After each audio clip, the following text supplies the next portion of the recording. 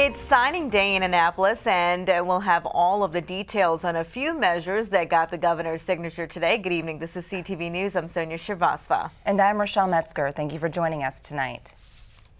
One day after wrapping up what leaders are calling the most productive General Assembly session in years, Governor Martin O'Malley officially pens his approval on a number of major measures, from schools to renewable energy.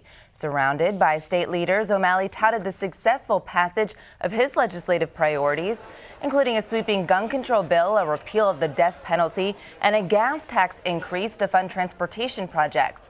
O'Malley also signed off on bills to increase public-private partnerships, foster workforce development, combat cyberbullying, and crack down on cell phone use while driving. That's why many of the bills that we signed today are bills in keeping with those better choices in pursuit of better results, including the EARN bill, which is an employer-driven skills upskilling, skills training initiative, which we hope to grow over time. I think you can sum this session up in collaboration and cooperation.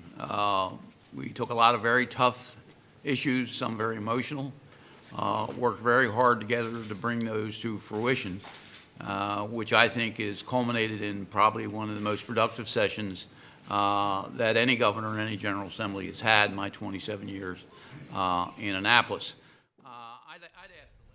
Other noteworthy bills approved this session include a measure to help veterans as they transition into the civilian workforce, and another allowing medical marijuana programs at research centers that choose to participate.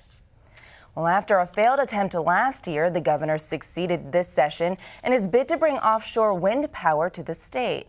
Today, he signed legislation that will begin the application process for wind energy projects off the coast of Maryland's eastern shore. Environmental advocates say passage of the bill represents a landmark victory that will benefit generations to come. The rates aren't going to go up until the turbines are spinning, and that will be about 5 years. But we got to start moving into renewable energy, into clean energy. As we see our fossil fuel prices go up, and as we see the effects of our fossil fuel usage. Offshore wind was definitely the big win. There was another bill that passed that will help put us on a path to better understanding pesticide usage and how that is impacting our health all across the state. And then the budget itself was a good, definitely a good step forward. The governor and the general. Both Landers and Hill say they are disappointed that several other bills, including one that would have placed a moratorium on fracking and another dealing with black liquor, a paper byproduct, failed to make it out of committee.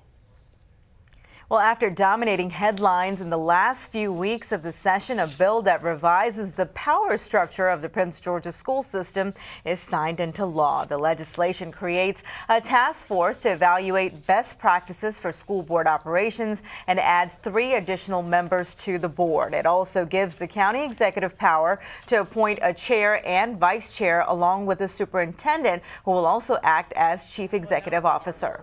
It's taking the executive staff and meeting with the school system, meeting with Dr. Crawley, continue our work together, meeting with the school board and how we integrate the new people that will be coming on to the school board with the folks that are currently there. And really it is about moving Prince George's County forward in a more rapid pace and holding us accountable. The new CEO will have the authority to consolidate schools if necessary. The school board members would need a 2/3 vote to overturn a decision made by the school's chief. The legislation also contains reporting requirements and the submission of a final report in 2017 stating whether or not the provisions should continue. Well, you could pay a hefty fine if you fail to stop for a school bus when the lights are flashing. The County Council Committee approved a pilot program to install cameras outside of school buses.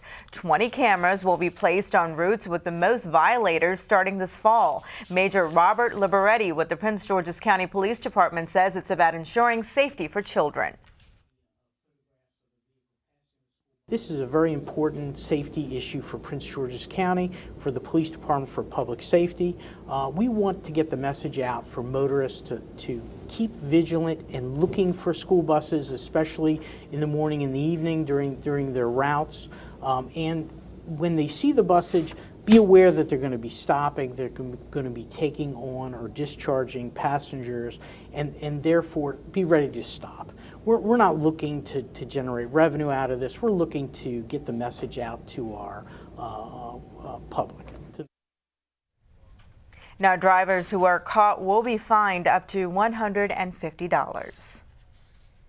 A gun manufacturer is considering moving its Maryland-based factory due to stricter gun control laws passed by the General Assembly. A spokesperson for Beretta says the laws would force them to uproot. The Yakakik-based company employs over 400 residents and contributes millions of tax dollars to the state. Councilman Mel Franklin, who represents that district, says he believes the gun legislation strikes a balance that protects the public and should not interfere with the company's success. It's always tough when you're dealing with the Second Amendment, and frankly, there's nothing wrong with the guns that they sell that are legal and that are used by responsible citizens for law-abiding purposes, for protection or for sport. So in that sense, I think their business is in line with the law and with the Second Amendment. But I think the gun legislation in Annapolis was important because it says the Second Amendment is subject to reasonable regulation that, that'll keep guns that have no domestic purpose off the street. There are a lot of assault weapons that have no reasonable purpose to be used by anybody for anything other than mass destruction. Beretta was established in 1526.